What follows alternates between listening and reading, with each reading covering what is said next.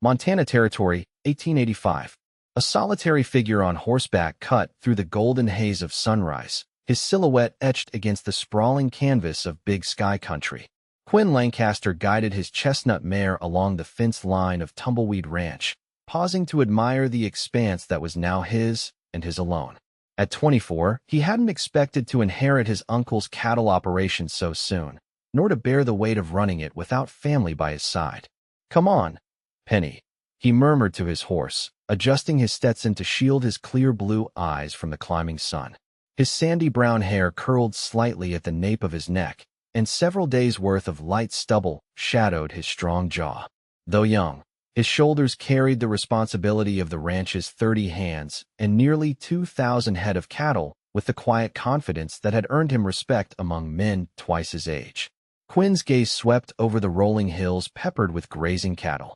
The ranch house stood in the distance, too large and too quiet for a man unaccustomed to solitude. 6 months since his uncle's passing, and still the emptiness felt foreign. Burying himself in work helped, but nights remained the hardest, with nothing but the crackling fire and occasional howl of coyotes to break the silence. As he approached the main house, an unexpected sight greeted him. 2 small figures huddled on his porch steps, identical in their appearance with matching blue calico dresses and golden braids. Twin girls, no more than 6 or 7 years old, rose nervously to their feet as he dismounted. "Mr. Lancaster, sir," the slightly taller one spoke, her voice small but determined. Quinn removed his hat, curious. "That's me. What brings you young ladies out to Tumbleweed so early?" The second girl stepped forward, revealing a missing front tooth when she spoke. "We heard you need help at the big house. Our mama needs work, sir. She's the best cook in the territory, and she can clean and sew better than anybody." Her sister nodded vigorously. "She made these dresses from one piece of cloth. And she can read, too. She reads to us every night."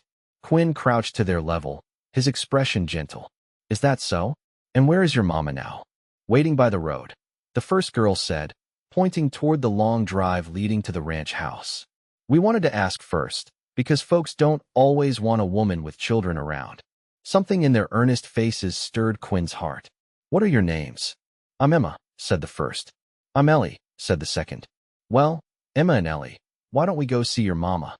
The twins' faces broke into identical smiles as they each took one of his hands, tugging him toward the drive. As they rounded the bend, Quinn spotted a slender figure standing beside a weathered wagon, shading her eyes against the morning sun. Natalie Weber straightened her faded blue skirt as the unlikely trio approached. Her chestnut hair was neatly pinned beneath a simple bonnet, though several tendrils had escaped to frame her heart-shaped face. At 23, her green eyes held a weariness that belied her youth, but they widened with alarm when she saw her daughters leading a tall stranger by the hand.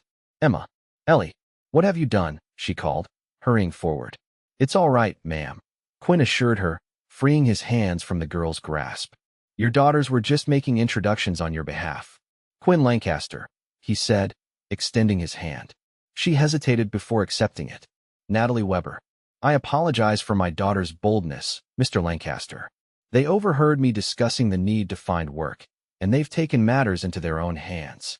Quinn observed the proud tilt of her chin despite the obvious signs of struggle, the mended hem of her dress, the thin shoulders that bore too much responsibility, and the delicate hands roughened by hard work. "They tell me you're the best cook in the territory," he said with a smile. A blush colored her cheeks. "They're biased, I'm afraid." "We're not," Ellie protested. "Tell him about the blue ribbon you won at the Harvest Festival, Mama." Natalie's embarrassment deepened. "That was some time ago." Quinn glanced at the modest wagon behind her. "Have you come far, Mrs. Weber?" "Miss," she corrected softly. "And yes, we've traveled from Billings. My brother-in-law's farm failed after my sister passed, and there wasn't room for 3 more mouths to feed." The words hung in the air, revealing only part of a story that Quinn sensed was marked by more hardship than she admitted. He noted she wore no wedding band, and the careful way she avoided explaining the twins' father piqued his curiosity. "Well," he said, making a swift decision, "as it happens, I do need help at the main house. My housekeeper left to care for her ailing mother last month, and bachelor cooking isn't suited for civilized company." Hope flickered in Natalie's eyes. "You're offering me a position?" If you're willing. The pay is fair, and there's a small cabin behind the main house where you and your girls would be comfortable. Mr. Lancaster, that's very generous, but, Quinn, please. Quinn, she amended, lowering her voice. I should be clear that I come with two spirited daughters. Not every household finds that agreeable. He glanced at the twins, who were now chasing a butterfly near the wagon. This house has been too quiet for too long, Miss Weber. I think a little spirit is exactly what Tumbleweed needs. The relief that washed over her face was palpable, but something else lurked beneath. Caution, perhaps, or a secret kept close. Before Quinn could decipher it, Emma and Ellie raced back, breathless with excitement. Did you say yes, Mama? Emma asked, bouncing on her toes. Natalie looked from her hopeful daughters to Quinn's encouraging smile, and for the first time in months, she allowed herself to feel something like hope. Yes, she said at last. I said yes. What neither Quinn nor Natalie realized as they headed toward the main house, the twins skipping ahead, was that this unexpected morning meeting had set in motion events that would change all their lives forever. 3 weeks later, Tumbleweed Ranch was transformed. The scent of freshly baked bread wafted through the once sterile kitchen, and the dining room gleamed with polished silver that hadn't seen use since Quinn's uncle was alive. More noticeable still was the laughter that now echoed through the halls. The twins' excited chatter as they helped set the table, and occasionally, the soft melody of Natalie's voice as she hummed while working. Quinn found himself lingering at the house more often, fabricating reasons to return from the range early. This evening, he paused in the doorway of the kitchen, watching Natalie as she prepared supper, her sleeves rolled up and a streak of flour across one cheek. Something smells wonderful, he said, stepping inside. Natalie startled slightly, then smiled. Chicken and dumplings. My mother's recipe. Where are the girls? I sent them to gather eggs. They've taken to ranch life like they were born to it. She wiped her hands on her apron. I can't thank you enough for letting them have the run of the place. It's good for them to have space after being cooped up in town for so long. Quinn leaned against the counter. They're good company. Yesterday they insisted on helping me with the accounts. Turns out Ellie has quite a head for numbers. She gets that from her father, Natalie said softly, then immediately busied herself with the pot on the stove. It was the first time she'd mentioned the twins' father, and Quinn's curiosity flared. He must be proud of them. A shadow passed over her face. He never met them. He died before they were born. I'm sorry, Quinn said, genuinely contrite. I shouldn't have pried. No, it's all right. She turned to face him fully. James and I were to be married when he was called to serve in the final days of the war. He never came home. The girls were born 7 months after I received word of his death. The pain in her voice was old but familiar, a grief carried like a well-worn locket. Quinn understood loss in ways many his age did not. It must have been difficult, raising them alone. We managed. My sister helped until her own passing 2 years ago. Natalie hesitated, then added, not everyone in town was kind about an unmarried mother with twin girls. Some suggested I place them elsewhere. Quinn frowned, indignation rising. People can be cruel when they don't understand sacrifice. You're more understanding than most, Quinn. Their eyes met, and something unspoken passed between them. Quinn was struck by how the evening light softened her features, illuminating flecks of gold in her green eyes. She was beautiful in a way he hadn't fully appreciated before, not just in appearance, but in the quiet strength that radiated from her. The moment was broken by the twins bursting through the back door, basket of eggs in hand, chattering about a nest they'd discovered in the hayloft. Mr. Quinn, Ellie called. Can we show you the kittens tomorrow? I'd like nothing better, he replied, finding he meant it entirely.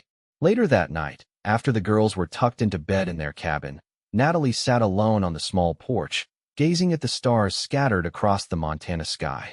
The main house loomed in the distance, a single lamp still burning in Quinn's study. She wrapped her shawl tighter around her shoulders, troubled by the warmth that had spread through her chest when Quinn had looked at her in the kitchen. It was dangerous to feel this way. She had come to Tumbleweed for work, for safety, for a fresh start with her daughters. Not to lose her heart to a man who might withdraw his kindness if he knew the full truth of her past. The story she'd told him wasn't a lie, but it wasn't the complete truth either. What would Quinn Lancaster, respected rancher and pillar of the community, think if he knew the real reason she'd fled Billings? If he knew about the letters, the threats, the man who claimed she had ruined his son's life? Natalie closed her eyes against the memory, but it surfaced anyway. James Weber's father standing on her porch 6 months ago, waving proof that his son had written to another woman during the war, pledging his love and proposing marriage, just weeks before he'd done the same with Natalie. He never intended to marry you, the elder Weber had spat. You trapped him with your feminine wiles, and now you parade those bastard children around bearing his name. The accusations had stung, but it was his final words that had truly frightened her. I'll see you run out of this town, and I'll make sure those girls know what their mother really is. The sound of footsteps on the path startled her from the painful memory. Quinn appeared in the moonlight, hat in hand. I saw you sitting out here, he said softly. Thought you might like some company, but I can leave if you prefer solitude. Natalie pushed aside her troubled thoughts. Company would be nice. He settled beside her on the porch step, his presence solid and reassuring. They sat in comfortable silence for a moment, listening to the chorus of night insects. The girls are happy here, she said at last. And you? She turned to find him watching her, his expression open and earnest in a way that made her heart ache. I am grateful. That's not what I asked. Natalie looked away. Happiness is a luxury I haven't considered in a long time. Being safe, providing for my daughters, that has been enough. And now I'm beginning to remember what contentment feels like, she admitted. But I worry. About what? She chose her words carefully. About growing too comfortable. About forgetting that this arrangement is temporary, that I am your employee, not. She trailed off, unable to voice the dangerous hope that had begun to take root. Quinn shifted beside her. What if it wasn't temporary? The question hung in the air between them, loaded with possibility. Before she could respond, a horse's whinny broke the stillness, followed by the sound of hooves approaching at speed. Quinn was on his feet instantly, his hand moving instinctively to his side where a pistol would normally be holstered. A rider emerged from the darkness, pulling his lathered mount to a halt near the cabin. Mr. Lancaster, there's trouble at the north pasture. Rustlers hit the herd. Bart's been shot. Quinn's face hardened. How bad? Shoulder wound. Doc's with him now, but the rustlers made off with at least 30 head. The boys are gathered, waiting on your word. He turned to Natalie, apology in his eyes. I have to go.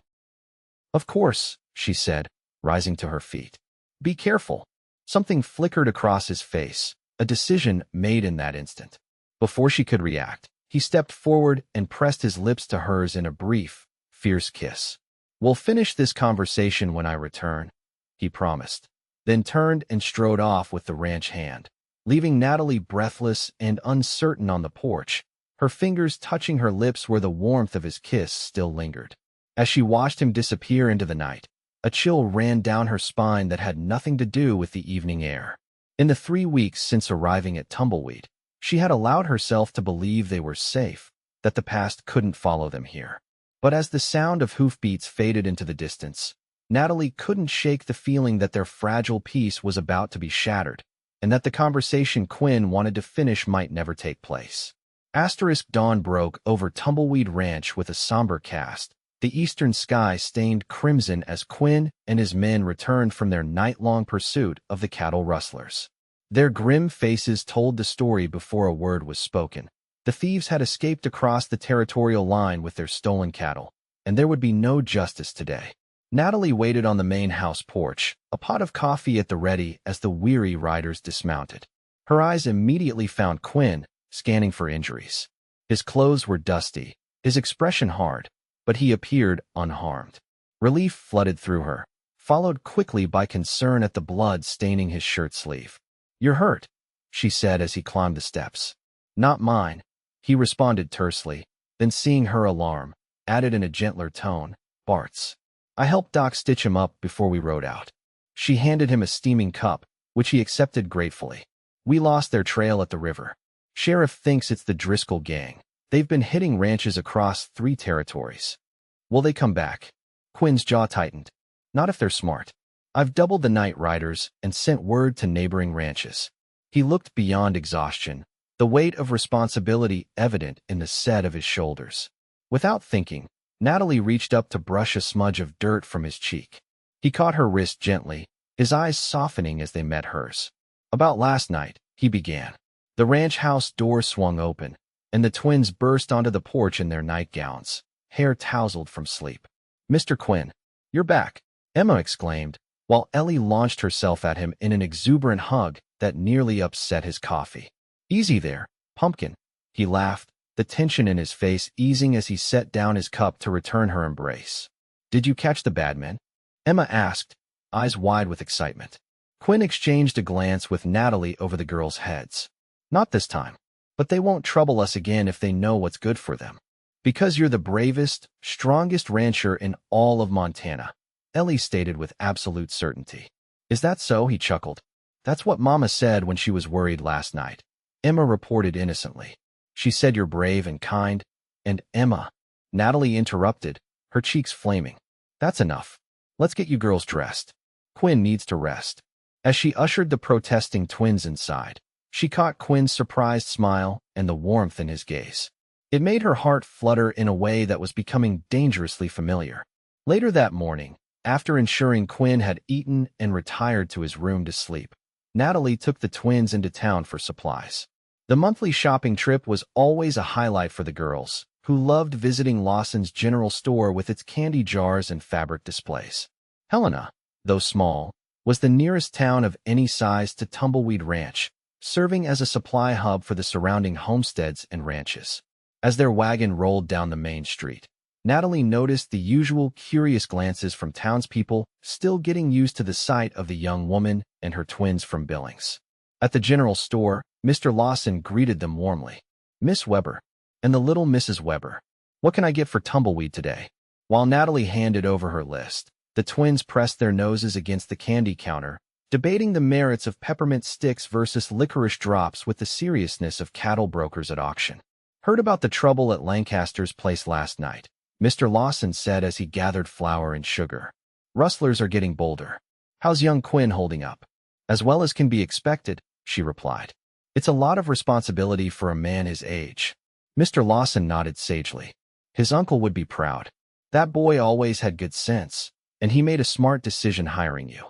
Place needed a woman's touch. Before Natalie could respond, the store bell jingled as 3 women entered, members of the town's social committee, led by Mrs. Harriet Thornton, whose husband owned the bank. Their conversation halted abruptly when they spotted Natalie. "Miss Weber," Mrs. Thornton acknowledged with a tight smile that didn't reach her eyes. "I understand you've taken a position at Tumbleweed Ranch." "Yes, as housekeeper," Natalie confirmed, keeping her tone pleasant despite the older woman's obvious disapproval.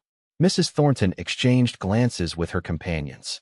"How convenient for a woman in your situation to find such accommodations, especially with a young, unmarried rancher." The implication hung in the air like a foul odor. Natalie straightened her spine. "Mr. Lancaster has been nothing but proper and kind to me and my daughters," she said firmly. "He's an honorable employer." "Of course, dear," Mrs. Thornton said with false sweetness. "Though one must wonder what people might say. Reputations are so easily tarnished." Mr. Lawson cleared his throat loudly. "Your order's ready, Mrs. Thornton. Been waiting since Tuesday." As the women moved away, Natalie's hands trembled slightly as she counted out payment for her purchases. She should have expected this. Small towns thrived on gossip, and a young widow with twin daughters working for an eligible bachelor was bound to raise eyebrows. But the encounter left her unsettled for another reason. If mere proximity to Quinn was enough to stir rumors, what would happen if the town discovered her growing feelings for him? Or worse, if her past in Billings came to light? As they loaded their supplies, Ellie tugged at her sleeve. "Mama, why was that lady being mean?" "She wasn't being mean, sweetheart. She was just concerned." "About what?" Emma pressed. Natalie hesitated. "Some people have certain ideas about how things should be. Like that a mama and papa should be married?" Ellie asked with the directness only a child could manage. Natalie's heart constricted. "Yes, like that. But our papa died," Emma said matter-of-factly. "So we can't have one."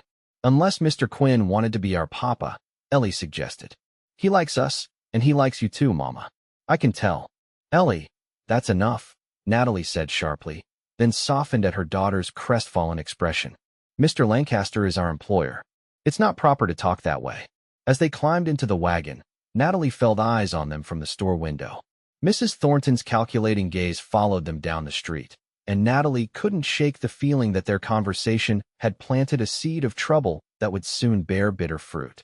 Unbeknownst to Natalie, across town in the Western Union office, a telegram was being sent to Billings. Its contents were brief but would prove devastating. Found Natalie Weber stop employed at Tumbleweed Ranch. Stop twins. Well, stop awaiting instructions. Stop asterisk. Quinn woke late in the afternoon, disoriented from the heavy sleep that followed a night without rest. The house was quiet, and he realized Natalie and the girls must still be in town. Stretching his sore muscles, he made his way downstairs, where a covered plate waited on the kitchen table with a note in Natalie's neat handwriting. Left this for when you wake. We've gone to town for supplies. In the simple domesticity of it, the prepared meal, the thoughtful note, stirred something deep within him. In just 3 weeks, Natalie and the twins had transformed Tumbleweed from a house into a home. The lonely silence that had plagued him since his uncle's death had been replaced by the comforting sounds of life. Cooking pots clattering, childish laughter, Natalie's soft voice reading bedtime stories that drifted through his open window on warm evenings. And last night, that impulsive kiss.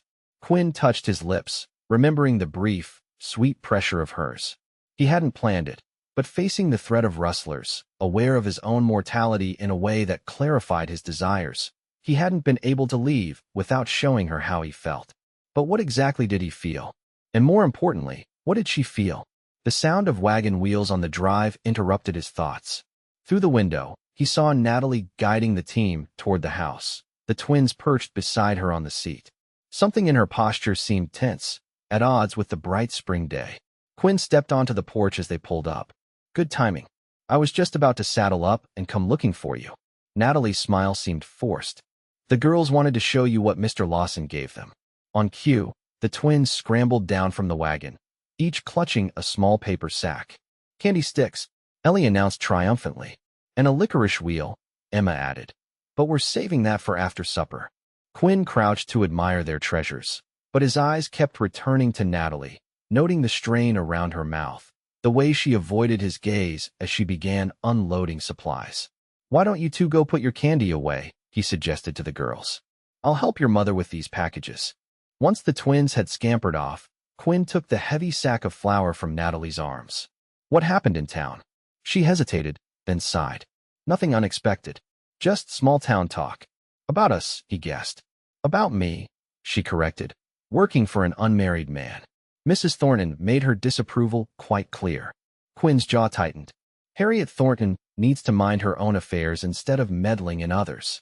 She's not entirely wrong, Natalie said quietly. People will talk, and I've had enough gossip follow me to last a lifetime. I won't have my daughters subjected to it again. Again?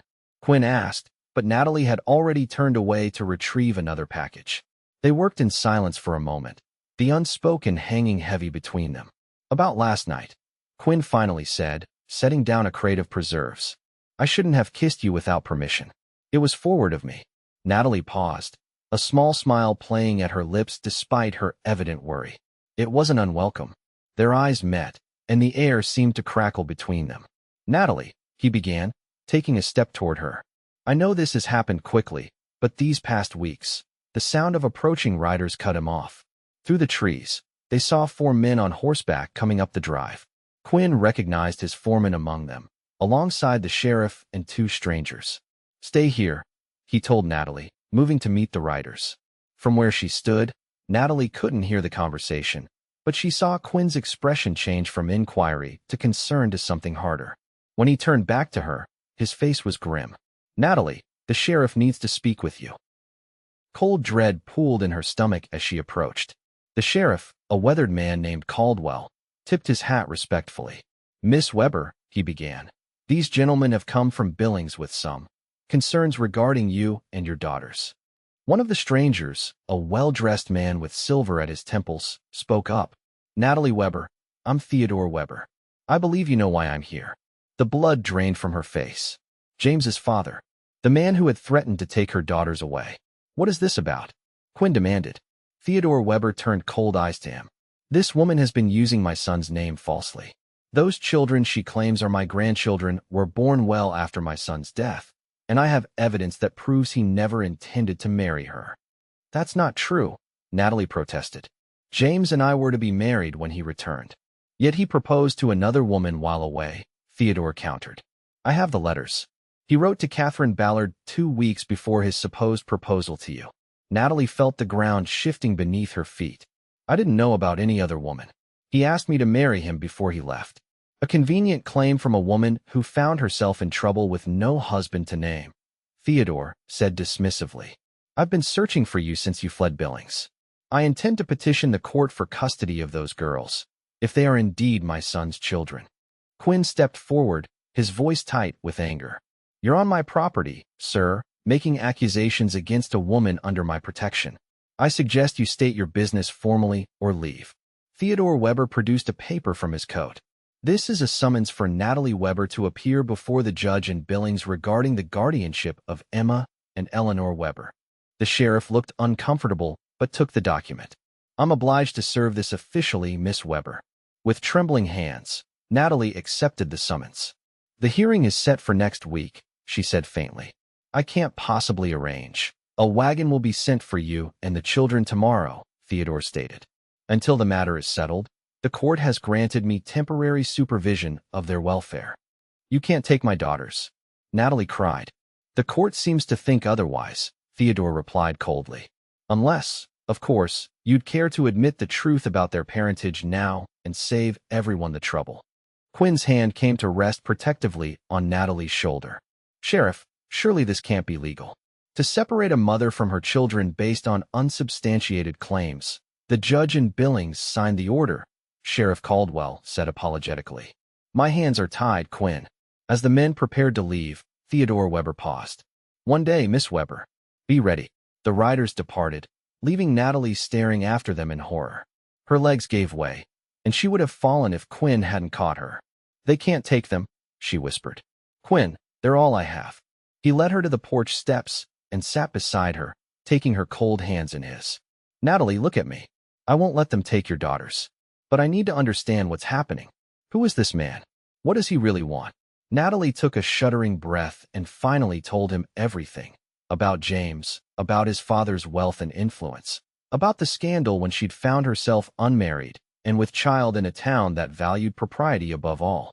James's father refused to acknowledge the twins as his son's children. He claimed I was with another man, that James never intended to marry me. When he showed up at my door 6 months ago with those letters, threatening to take the girls. "So you ran," Quinn finished for her. "What choice did I have? He's a powerful man in Billings. The courts favor him. If he managed to take the girls, I'd never see them again." She looked up at Quinn, her eyes swimming with tears. "I'm not lying about James being their father. But how can I prove it now?" Quinn's mind raced, considering options. "We need a lawyer. And witnesses from Billings who can testify to your relationship with James. Even if I could afford a lawyer, there's no one who would stand against the Weber family. They own half the businesses in Billings." A thought occurred to Quinn. "But there is someone who might know the truth. You mentioned another woman, Catherine Ballard? If James truly proposed to her, she would know details that could verify or disprove Weber's claims." Hope flickered briefly in Natalie's eyes, then dimmed. "Catherine Ballard married a railroad man years ago. I have no idea where she is now." "We'll find her," Quinn said with determination. "But first, we need to keep the twins with you until we can sort this out legally." He stood suddenly, his decision made. "Natalie, do you trust me?" "Yes," she answered without hesitation. "Then I have a proposition that might solve our immediate problem." He took a deep breath. "Marry me." Natalie stared at him in shock. "What? If we're married, the girls would legally become my responsibility as well. Weber couldn't take them without challenging me to, and I'm not without influence in this territory." "Quinn, you can't possibly. I know this isn't how either of us imagined it," he interrupted, kneeling before her. "And I know we've only known each other a short time. But Natalie, these past weeks have shown me what my life could be, what I want it to be. You and the girls have brought light back to Tumbleweed." He took her hands in his. "I'm not proposing just to help you, though I would do that regardless. I'm proposing because I've fallen in love with you, with Emma and Ellie. I want to build a life with you, all of you." Tears spilled down Natalie's cheeks. "You can't know what you're saying. If we can't prove the twins are James's, the scandal would follow you too." Your reputation, hang my reputation, Quinn said fiercely. I know my own mind and my own heart. I've been alone since my parents died when I was 16. My uncle raised me, but when he passed, I thought I was meant to be solitary. Then you arrived on my porch with those two little matchmakers, and suddenly I could see a future I never dared hope for. Natalie's heart raced. In 3 short weeks, Quinn Lancaster had become the center of her world in ways she hadn't allowed herself to acknowledge. His kindness, his integrity, the way he treated her daughters with genuine affection. She had fallen in love almost without realizing it. But to marry him now, under these circumstances, Quinn, if I accept, people will believe I trapped you, just as they accused me of trying to trap James. Let them talk, he said firmly. We'll know the truth. She searched his eyes, finding nothing but sincerity. When would we? Today? Now. We'll ride to town and find the preacher. By tonight, you'll be Mrs. Lancaster, and no court in the territory would separate a man from his wife and children without significant cause. The decision crystallized in Natalie's mind. This was about protecting her daughters, but it was also about reaching for the happiness she had denied herself for so long. Yes, she whispered. Yes, I'll marry you, Quinn Lancaster. His face broke into a radiant smile, and he pulled her to her feet, sealing their agreement with a kiss that held all the promise of their future together. Neither of them noticed the twins watching from the doorway, their small faces alight with matching grins of triumph and joy. The simple wedding took place that very afternoon in Reverend Howard's modest parlor in Helena. Quinn had roused the preacher from his afternoon nap, explaining the urgent circumstances while omitting the more sordid details. Mrs. Howard, a kind-faced woman with a romantic heart, had insisted on picking flowers from her garden to make a small bouquet for the bride. Natalie wore her best dress, a dove-gray cotton with lace at the collar that she had sewn herself. The twins, understanding the solemnity of the occasion despite its hasty arrangement, stood perfectly still in their blue dresses, holding the extra flowers Mrs. Howard had provided. As Quinn and Natalie exchanged vows, their hands clasped tightly together, Natalie was struck by the strange path that had led her to this moment. She had come to Tumbleweed seeking refuge, never imagining she would find love. Quinn's voice was steady as he promised to love, honor, and protect her and her children for all his days. When the Reverend pronounced them husband and wife, the kiss they shared felt like coming home, tender yet filled with the promise of passion to come. Mrs. Lancaster, Quinn murmured against her lips, and Natalie felt a thrill at her new name, a shield against the threats facing her family. The twins erupted into cheers, rushing forward to embrace them both. Does this mean Mr. Quinn is our papa now? Ellie asked, her face tilted up expectantly. Quinn crouched to the girl's level, his expression serious. If you'd like me to be, I would be honored. But I would never try to replace your father's memory. Our real papa is in heaven, Emma said practically. But Mama says families can be made in different ways. Your mama is very wise, Quinn replied, his eyes meeting Natalie's over the girls' heads. The love she saw there made her breath catch.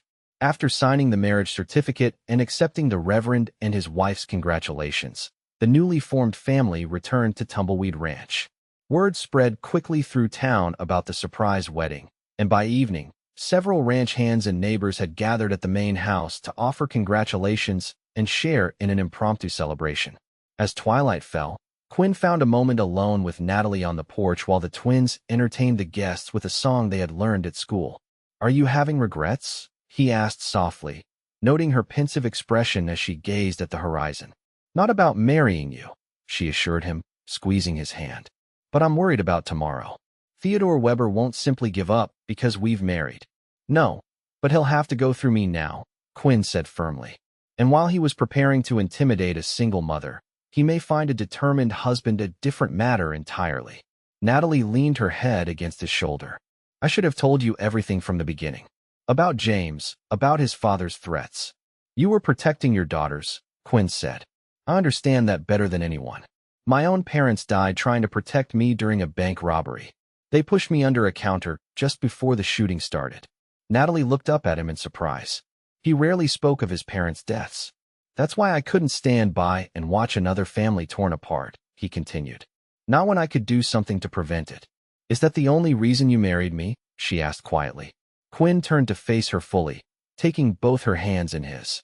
Natalie Lancaster, I married you because from the moment two brave little girls appeared on my porch asking for a job for their mother, my life changed. I married you because when you smile, it feels like sunrise after the longest night. I married you because I want to spend the rest of my days learning everything about you, watching our children grow, building something that will last long after we're gone. Tears glistened in her eyes. Our children. He smiled softly. Emma and Ellie are mine now too, in my heart if not yet by law. And perhaps, someday, we might add to our family. The thought of bearing Quinn's child, of watching him become a father again, filled Natalie with a longing so intense it nearly overwhelmed her. She stretched up on her toes to kiss him, no longer caring who might see.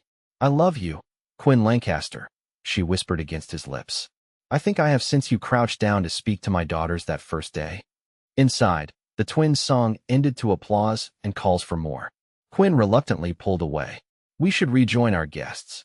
Wait, Natalie said, holding his arm. There's something else you should know before tomorrow. About the twins. Quinn waited, seeing the conflict in her eyes. James really is their father, she said firmly. But there's something I've never told anyone. The night before he left for war, we were intimate. It wasn't proper, but we were to be married, and I loved him so much. Quinn's expression remained unchanged, free of judgment. When I learned I was with child after his death, his parents refused to believe the twins were conceived before he left. They called me horrible names, said I had been with other men. Even my own family had doubts. She took a shaking breath. But there's proof, if only I could find it. What proof? James wrote to me every week. In one letter, he mentioned that night, said he couldn't wait to return and make me his wife properly, to acknowledge the intimacy we had shared. I kept all his letters in a tin box, but when I fled Billings, I couldn't take much with me. I left them with my friend Martha for safekeeping. Hope sparked in Quinn's eyes. If we had that letter, it would prove the twins were conceived before he died. Weber's accusations would fall apart. But Martha lives in Billings. If I show my face there before the hearing, you won't, Quinn decided. I'll go tonight with one of my men. If we ride hard, we can be in Billings by morning, find your friend, retrieve the letters, and be back before Weber arrives to take the girls. It's too dangerous, Natalie protested. If Theodore sees you, he won't. I'll be careful. Quinn's expression was determined. This is your best chance to end his threats permanently. With that letter, we can prove the twins are legitimate Weber heirs. He'll have no grounds to separate you. Natalie knew he was right. Martha Jenkins. She lives on Maple Street, the yellow house with the white fence. The tin is in a flour sack in her cellar. She promised to keep it safe until I returned. Quinn nodded, already planning. I'll leave within the hour. Roy will go with me. He's loyal and discreet. And if you don't find it, if something happens, he pulled her close. Then we face Weber together, as husband and wife, and we fight for our family with everything we have. The door opened, spilling light and laughter onto the porch as Emma peeked out. Mama, Papa, Mr. Wilson says we need to cut the cake Mrs. Lawson brought over. Papa, Quinn repeated softly, wonder in his voice at the title. Natalie smiled through her worry. You'd better get used to that. I intend to, he promised, leading her back inside to join the celebration, even as his mind raced with preparations for the night ride ahead.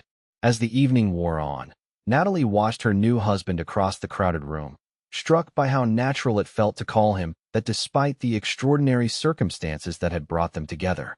In less than a month, Quinn Lancaster had become the foundation her fragile world now rested upon. Tonight, she would send him into danger to protect the family they were building. Tomorrow would determine whether the happiness they had found would endure or be shattered by the demons of her past. Dawn was breaking over Billings when Quinn and Roy rode into town, their horses lathered from the hard night's journey. They had stopped only briefly to rest the animals, driven by the urgency of their mission and the knowledge that Theodore Weber could arrive at Tumbleweed at any moment. Maple Street should be 3 blocks that way, Roy said, pointing down the quiet main street. We should stable the horses first. They're too recognizable with the Tumbleweed brand. Quinn nodded, his body aching from the long ride, but his mind sharp with purpose. They left their mounts at a livery at the edge of town, paying extra for discretion, and proceeded on foot toward Martha Jenkins' house. The yellow house with the white fence was easy to spot.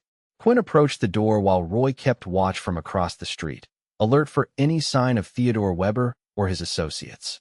A plump, pleasant-faced woman in her 30s answered Quinn's knock, surprise evident in her expression at the sight of a travel-worn stranger on her doorstep.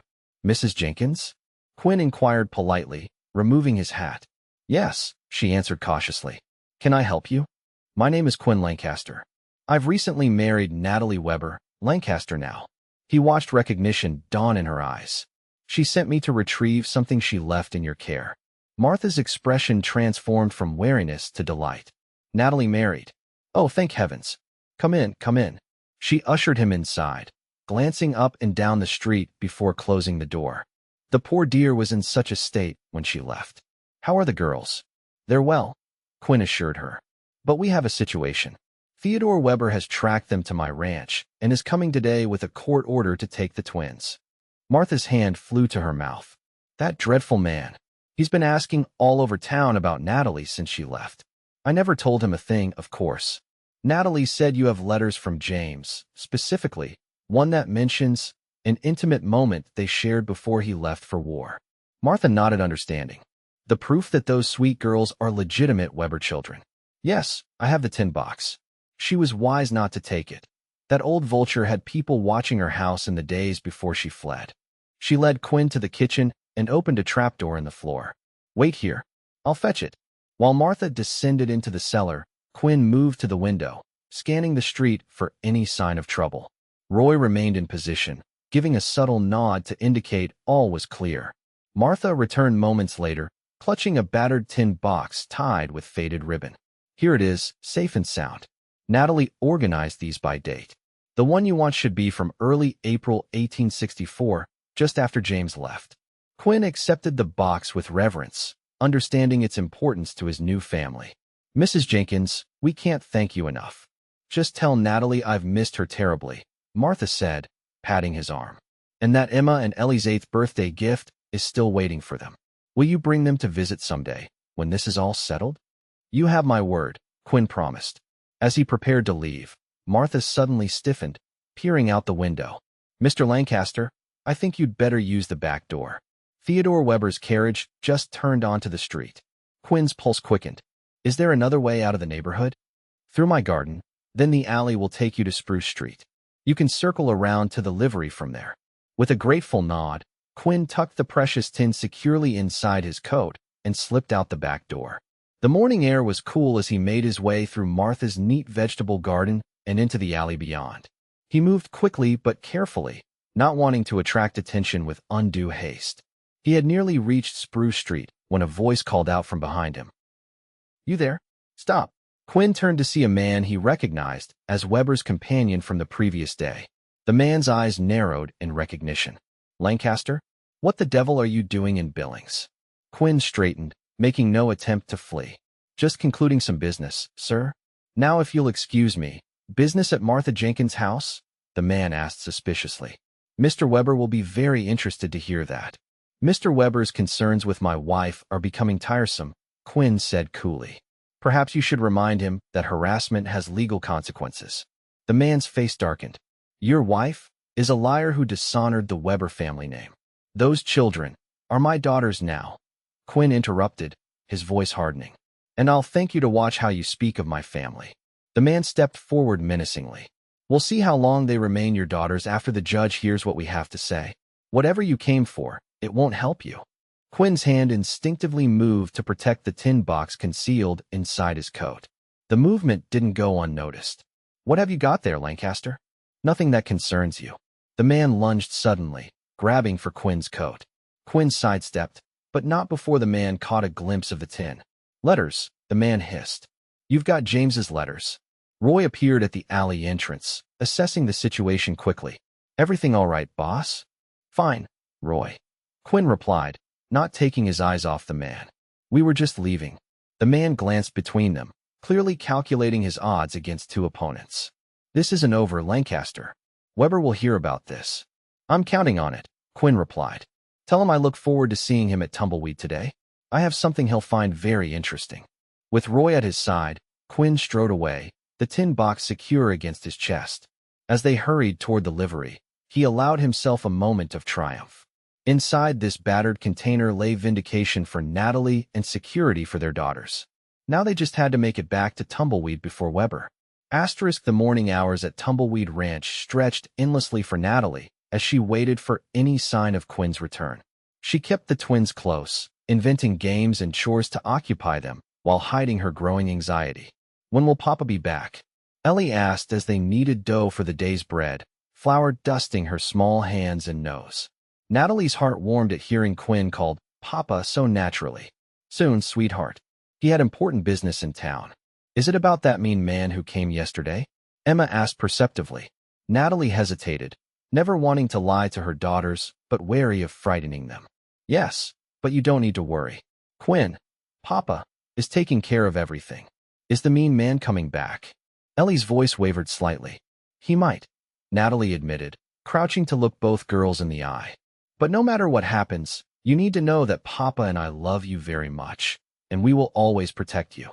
"Because we're a family now," Emma stated confidently. "Yes, because we're a family." The sound of approaching horses sent Natalie's heart racing. She rushed to the window, praying to see Quinn, but instead found Theodore Weber's carriage coming up the drive, accompanied by the sheriff and another man she didn't recognize. "Girls, go to your room and stay there until I call you," she instructed, trying to keep her voice calm. "But Mama, no arguments, Emma. Go now." Once the twins had reluctantly retreated to their room, Natalie squared her shoulders and went to meet her visitors on the porch. She wore her wedding ring prominently, drawing strength from what it represented. Theodore Weber emerged from the carriage, his expression cold and determined. "Mrs. Weber," he began. "Mrs. Lancaster," she corrected firmly. "As I'm sure the sheriff informed you, I was married yesterday." Weber's lip curled, a transparent attempt to circumvent the court order. "It won't work." The sheriff looked uncomfortable. "Mrs. Lancaster, I have to enforce the judge's order regarding temporary custody until the hearing." "My husband has ridden to Billings on urgent business," Natalie said steadily. "I request that you wait for his return before taking any action." "Convenient," Weber sneered. "But we won't be delayed by these tactics. The order is clear. The Weber children are to be placed under my supervision until the hearing." "They are Lancaster children now," Natalie countered. "And you have no proof they are related to you at all." "The court disagrees," Weber said, producing the paper. "Sheriff, please proceed with your duty." "Sheriff," Caldwell hesitated. "Mr. Weber, perhaps we should wait for Quinn. He's a respected man in this territory. The law doesn't wait for men who marry unmarried mothers to avoid legal proceedings," Weber interrupted harshly. "Now, Mrs. Lancaster, either produce the children willingly, or the sheriff will be forced to search the premises." Natalie felt panic rising in her chest. Quinn wasn't back yet. The proof they needed was still miles away. If Weber took the girls now, "They're my children," she said, her voice breaking. "Please don't do this." Weber's expression remained unmoved.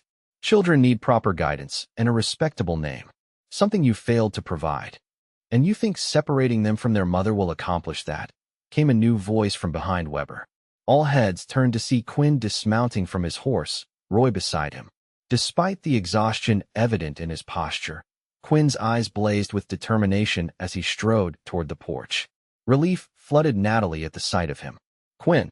He moved to stand beside her, his arm circling her waist protectively. "I apologize for the delay, my love. The journey back from Billings took longer than expected." Weber's eyes narrowed. "Billings? What business did you have there, Lancaster?" "Retrieving something that belongs to my wife," Quinn replied evenly. "Something that will interest you greatly, Mr. Weber." He reached into his coat and withdrew the tin box. Natalie gasped softly at the sight of it. "What is this?" Weber demanded. "Letters from your son to his betrothed," Quinn explained. "Specifically, one letter dated April 10th, 1864, shortly after James left for war." Natalie stepped forward, taking the box from Quinn with trembling hands. She opened it and sorted through the carefully preserved pages until she found the one they needed. "Sheriff Caldwell, would you be kind enough to read this passage?" she asked, handing him the letter with a particular section marked. The sheriff accepted the paper somewhat reluctantly, cleared his throat, and began to read. "My dearest Natalie, I find myself thinking constantly of our last night together before my departure. The intimacy we shared was sacred to me, a promise of the life we will build when I return. Though propriety would condemn us for not waiting until our wedding night, I cannot regret the expression of our love. If God has blessed us with a child from that union, know that I will proudly claim him or her as my own upon my return. The sheriff's voice trailed off, his face reddening slightly at the personal nature of the contents. Theodore Weber's face had gone ashen. This proves nothing. The letter could be forged. There are dozens more, Natalie said.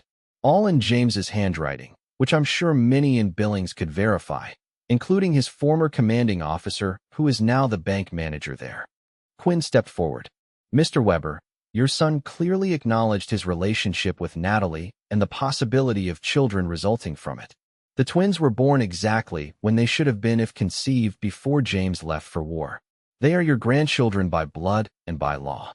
Weber's composure cracked slightly. If this is true, why didn't you show me this letter when I first came to you? Because you never asked, Natalie said quietly. You accused me of lying, of trapping your son, of dishonoring his memory, but you never once considered that I might have been telling the truth.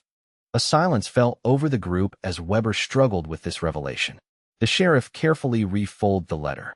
It seems to me that this new evidence warrants postponing any custody arrangements until it can be properly reviewed by the judge. Weber stared at the tin box in Natalie's hands, then at her face. For the first time, he seemed to actually see her, not as an enemy, but as the woman his son had loved. They look like him, he said suddenly. The girls. I saw it yesterday, but didn't want to admit it. They have his eyes. Natalie nodded, her own eyes filling with tears. Emma has his laugh, too. And Ellie is stubborn, just like him. Something shifted in Theodore Weber's expression, a crack in the wall of bitterness he had built around himself. May I see them? Quinn and Natalie exchanged glances. After a moment, Natalie nodded. Girls, she called toward the house. You can come out now. The twins appeared cautiously in the doorway, holding hands as they always did when uncertain. They looked between the adults with wide, questioning eyes. Emma, Ellie, Natalie said gently. This is Mr. Weber. He's your father's father, your grandfather. The girls regarded the stern-faced man with curiosity. Did you know our real papa?